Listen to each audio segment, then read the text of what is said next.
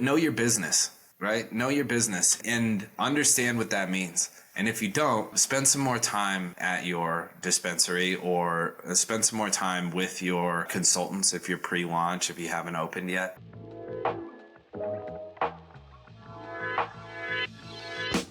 Welcome to the KayaCast, the podcast for cannabis businesses looking to launch, grow, and scale their operations. Each week, we bring you interviews with industry experts and successful retailers, plus practical tips and strategies to help you succeed in the fast-growing cannabis industry.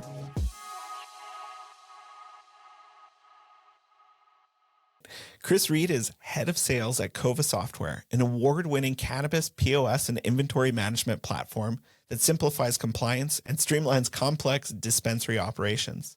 Chris and Cova are aligned in a mission of empowering cannabis retailers to achieve their vision of success. So Chris, welcome to the KayaCast podcast. It's amazing to have you on this show, and it's just awesome to, get together in this sort of forum. So it's great to have you on the podcast. The KayaCast is brought to you by KayaPush, the cannabis industry's go-to software for simplifying people management. Streamline your HR, payroll, compliance, and employee management with KayaPush.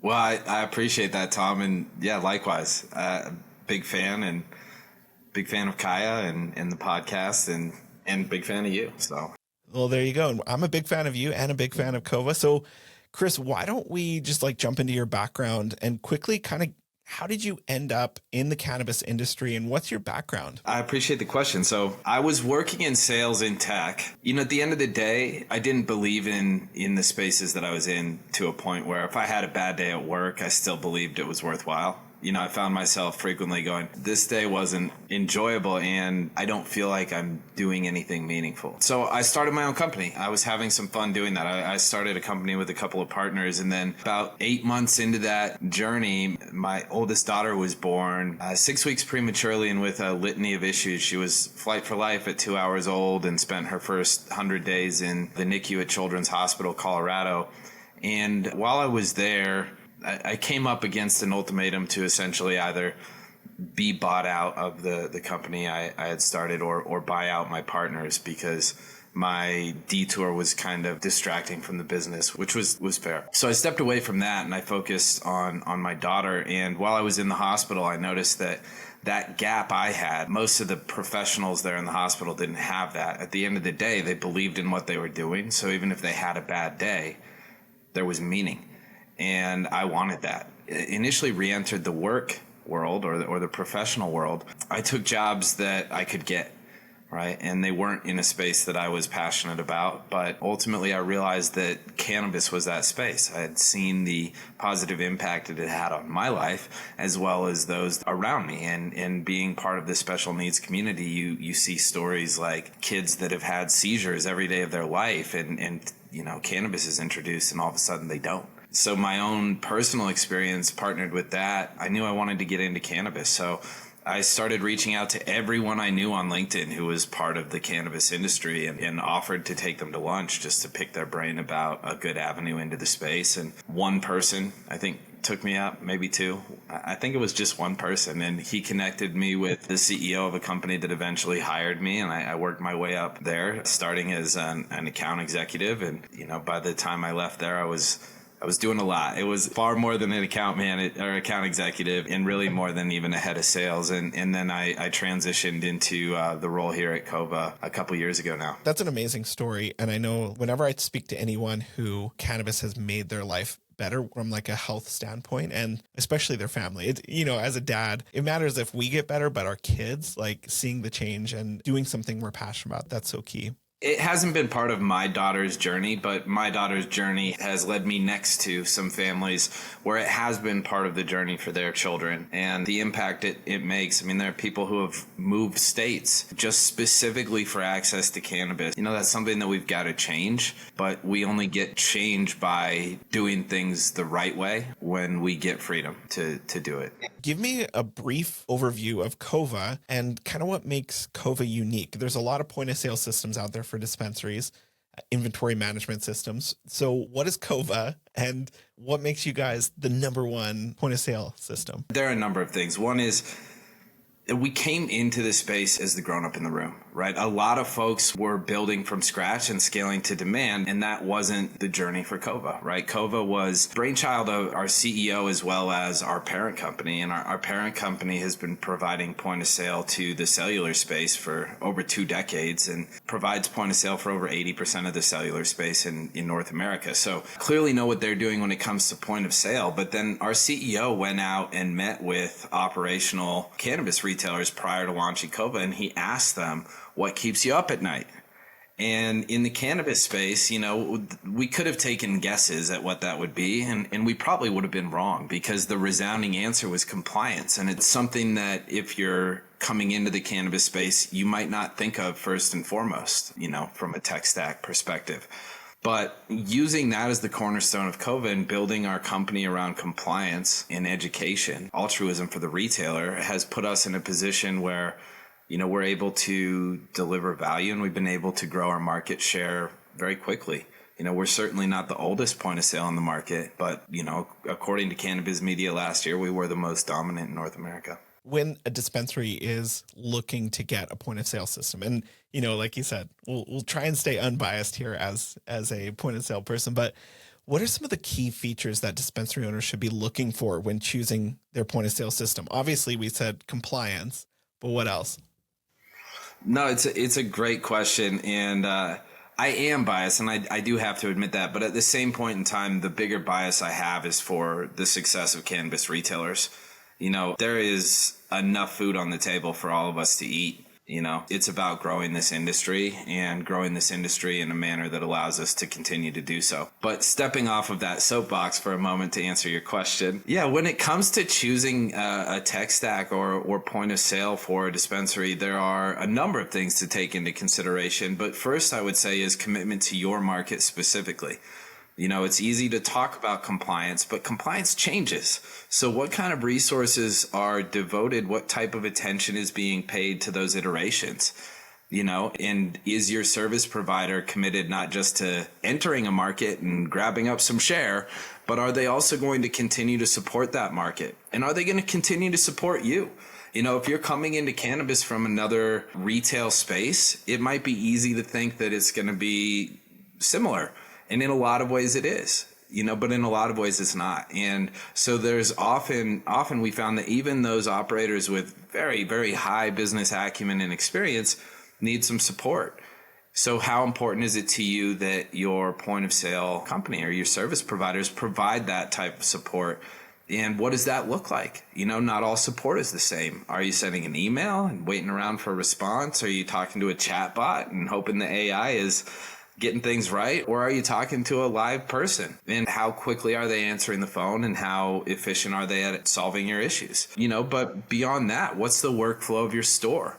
If you want to do what we've grown to call the floating bud tender model or the concierge model, where you've got staff walking around with your customers in the store, then, a PC-based point of sale is going to be kind of clunky and problematic, so it depends. And what I would say is that, putting my bias aside and all jokes aside, there is not one provider that's right for every operator in the space. And I say that at my own cost, right? But we're young enough that anyone who claims to be everything to everyone is lying to someone. I think it really is, like you said, it's really unique in the cannabis space because your point of sale is your inventory, it's your compliance, it can integrate with your HR platform. And it's at a lot of businesses, they come into it and they're just like, oh, it's just what we take money from, but it's so integral to the growth of your business. Now, you are a expert in sales. You're the head of sales at a point of sale company.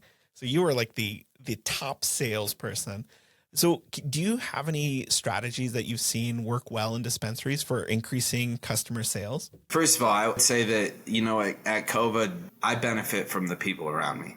Yeah, I'm the head of sales. That's my title, but we're a team, and I would be nothing without the folks around me. And I think we all have different proficiencies that we're able to share with our counterparts. So I know you were speaking flatteringly, but I have to do the same for the people around me, because truly just the cream of the crop, and I'm very fortunate. What I would say in terms of increasing sales in a dispensary is, first of all, having a good understanding of who your customers are, right? And I say that because I think a lot of times we make assumptions that, hey, because it's a cannabis retailer, because it's a dispensary, that the people coming in are going to be motivated by the same things that we may be. So the first thing would be challenge those assumptions like we were just talking. But the second thing is have conversations and also understand that some people might not want to, right? And some people might not want to have those conversations within earshot.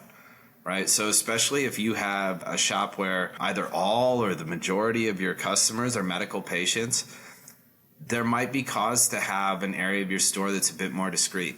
You know, like, frankly, if I'm in there asking for a cannabis enema, I probably don't want to have that be public knowledge. You know what I mean? I'm shameless, so I would really have no problem with it. But there are folks that might be turned off by that. You know, but really it's about conversations. And I think the best place to start with that conversation is what's your comfort level, and can I do anything to make it better? Especially if there's somebody who's visibly kind of intimidated or put off. But past that, I mean, when I reflect on the best experiences I've had in a dispensary, they're asking me what I'm looking for. They're asking me, you know, what types of products are most exciting to me. And then they're not stopping there. You know, it's not like, hey, do you like flower or edibles? And I say flower, and then they're like, great, we have flower. You know, they're asking me further questions about like what kind of flavor profile I'm looking for, or if I'm looking for, you know, specific cannabinoid, if I'm looking for specific terpene profiles. And, you know, and then I would say the best cannabis retail associates know how to pivot when the answer is something they weren't expecting, right? So if I were to tell you like, oh, really, I don't care about any of what you just asked me about. I just need something that's going to make arthritis feel. Being able to then recalibrate and focus on what that person has shared, as opposed to just trying to drive what you were wanting to say down their throat, if that makes sense. That totally makes sense, because I've been in, you know, a dispensary, and I'm like, I'm looking for something to kind of help with sleep. Like I can fall asleep, but I need to stay asleep. And I often get the response of the bud tender, like, well, my mom uses this. And they're like, I'm not an old lady here, you know, like, but that's what I'm looking for. And I think it is like training your bud tenders to be able to pivot and really work with people. Like, you know, sometimes they get thrown out there and because they know about flower or whatever, but they don't know people. And so that's a huge thing in that bud tender training, that almost that empathy of working with people. Yeah, absolutely. That is and should be a different conversation than somebody who's coming in looking for, you know, the best dab that they can possibly find that's going to, you know, take the hair off their head. Like, and both of those are valid customers. Both of them deserve to be served on their level. I'm not speaking ill on either of them, but, you know, certainly you want to train your staff to have different conversations with each of those personas. To that point, there is an advantage to owners and operators who spend time in their locations, right? Who aren't exclusively remote. Right. And if you are exclusively remote, making sure that you have a trusted point person who is spending time in the retail locations to observe and to offer that type of coaching, because that stuff is impossible to spot just through the numbers. I'm curious, though, like how dispensary owners can utilize their data to increase sales. Like what numbers should they be looking at? Like what analytics should they be paying attention to really improve sales in their business? I think you want to look at an end-of-day sales report or an end-of-day report to see how each of your staff is doing. And hopefully you're working with a point of sale where you can see it on that granular of a basis. So it's not just the team as a whole and here's their numbers.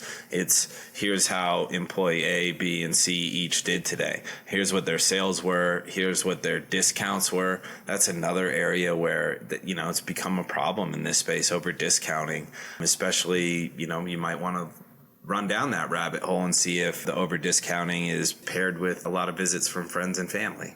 You know, that type of thing can really help you get your revenue on track. But also just in general, looking at, you know, average sales across your reps and making sure that there aren't too many outliers on the low end, and looking if there are outliers on the high end, what are they doing right, and making sure that it's all on the up and up, but also looking to then spend some time with that employee to see how are their sales so much higher, and then leveraging that to help empower the rest of your team. Additionally, I think there's always an opportunity to, and I mentioned this before, so I apologize for the redundancy, but to spot slow moving products and see if there's an opportunity to train your team to move those products more effectively, and to empower your team by removing products that are not selling even with.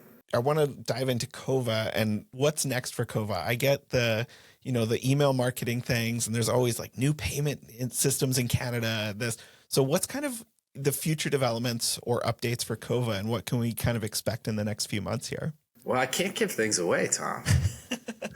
I would say that, Cova's goal is always to provide the best experience for our customers.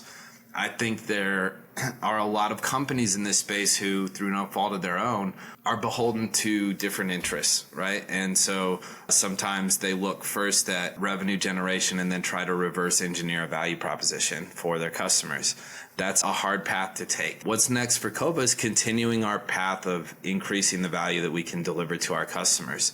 And so, you mentioned payments. That was something that came up. We had some pain points from our existing operators with the payment solutions that they had, and we look to introduce something where we could alleviate those concerns, and where if they did have issues, they were still coming to one place to get service on. So, alongside payments, we also introduced e-com with the same philosophy driving that to provide a better experience for our customers. So we'll seek to continue providing improvements to both of those lines, as well as continuing to develop our core product in order to deliver better value to our customers, our core product being the point of sale. And we look at both payments and e-commerce as things that help improve that offering, but at the heart of what we're a retail software stack based around point of sale and inventory management. So we'll continue to make improvements in those areas as well. And strive to just continuing to deliver a better experience and making sure our customers stay compliant while they're doing it. So, but what is one tip that you would have for a cannabis business owner to launch, scale, or grow a business? It's a big one. It's a very broad one, but know your business. Right? Know your business and understand what that means. And if you don't, spend some more time at your dispensary, or spend some more time with your consultants if you're pre-launch, if you haven't opened yet. But know who you're targeting. Know who your ideal customer is. Know your menu. Know whether or not those two things align. Know your staff, their strengths, know their weaknesses, know where they can be coached, and know where sometimes there are limits on that. There's definitely times when there are employees that have a really good grasp on a certain area of the business, and you want to use them in another area, but it's not a fit for them. Understand that, know that, because if you keep forcing them into a box they don't belong in, eventually you're going to lose them. But it all comes back to knowing your business, and you can certainly utilize your tech stack to get a huge amount of that knowledge. But there is a lot that has to be gleaned by spending time with your people, with your products, with your store, with your operation, especially to identify inefficiencies and to, also to provide the feedback, both negative and positive, right, to those folks in the dispensary who need it. Man, that's awesome. That's the heart of any business, is knowing your business, knowing your people, knowing your customers. And I love it. And that flows, and not again, just to like, to brown nose or whatever, but that really does flow from the top. I've seen it at Cova that Gary knows the company. He knows his people. He cares, and overflows into what everyone's doing there. Just to jump in there and pay it back, I think that one of the reasons why we enjoy working with Kaya so much is that that's so evident on your team as well. Tommy, I mean, every time I talk to them, they know things about staff at Kaya that have nothing to do with work, and they're proud of. And that's so cool. They really have an investment in all of you. And I think that it just speaks leagues about what y'all are doing. And it's why we enjoy work. One of the reasons why we enjoy working with y'all so much. So how can people connect with you and connect with Cova and, find out more about what you guys are doing? Great question. Yeah, so it's easy to connect with us. Our website definitely has a number of areas where you can sign up for a demo or sign up to get more information. We have a ton of resources that are available for download on our site. But beyond that, I can be reached at chrisr@covasoftware.com. My phone number is 303-335-7875. We're open. We love chatting with folks in the space, and I'm happy to connect folks with my reps in respective markets as well. Yeah. Well, Chris, I can't believe you gave your phone number out, but that's all good. Thank you so much for being on the podcast, for spending some time just talking about sales and, POS and all that stuff. And I really appreciate this time. Yeah, there's nothing I'd rather be doing, Tom. It's been a great time. I'm happy to chat with you anytime.